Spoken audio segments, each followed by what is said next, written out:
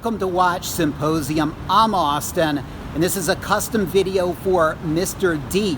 He is on the fence. He's thinking about getting a GMT 16700. Now, this is a U serial. Some U serials were tritium, some U serials were Swiss only.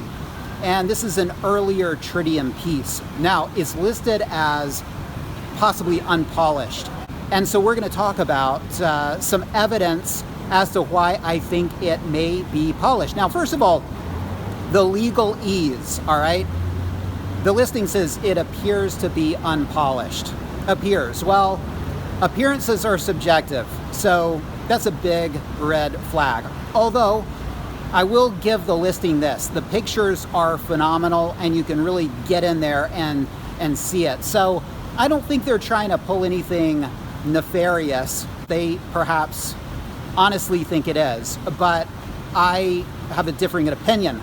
I think it's had one light polish and a very good polish, but I think it's been worn on top of that, and most of the wear comes from that wearing after that initial polish, which again was very good.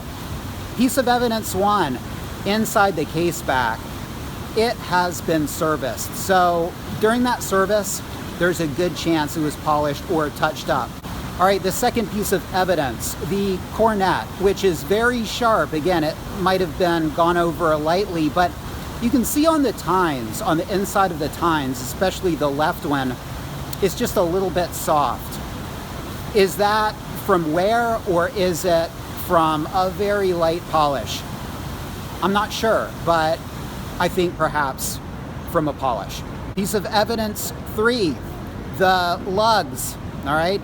Now, the chamfers are intact. You can see them. They look very good, but the transitions can be soft, and that's a bit of a red flag.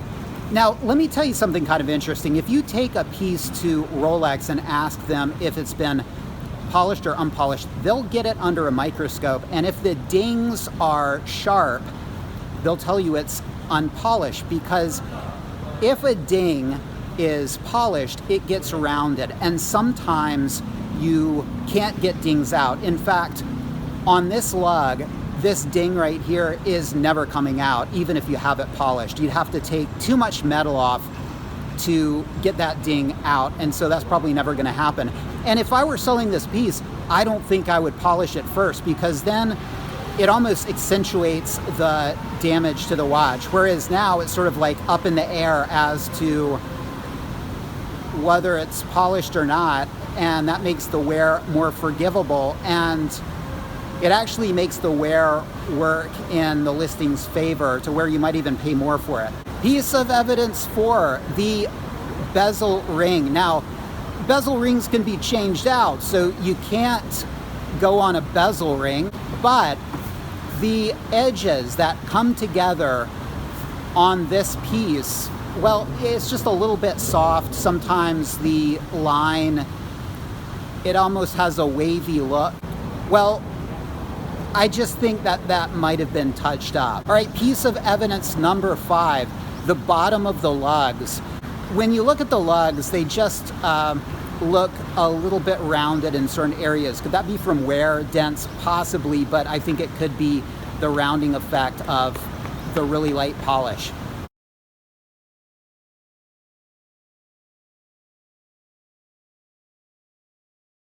Piece of evidence six, when you look at the watch from this angle,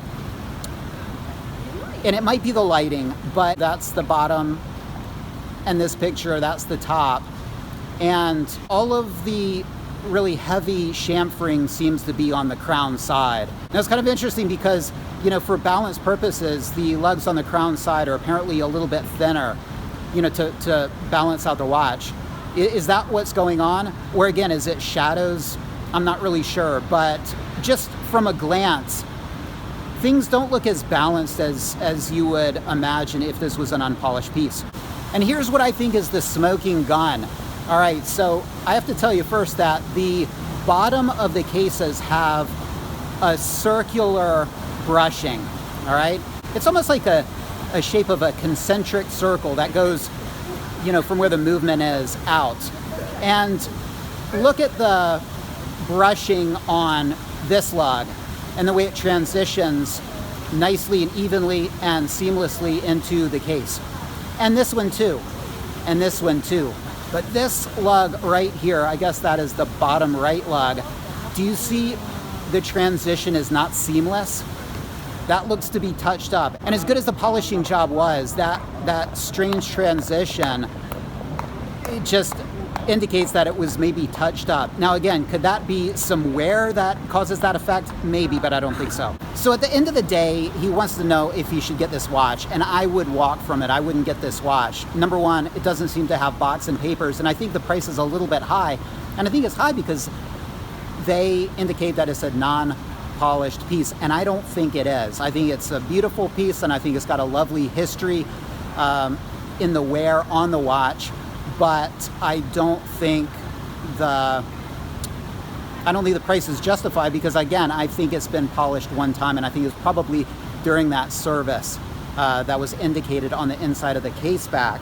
Another thing is that they never say that the hands are tritium.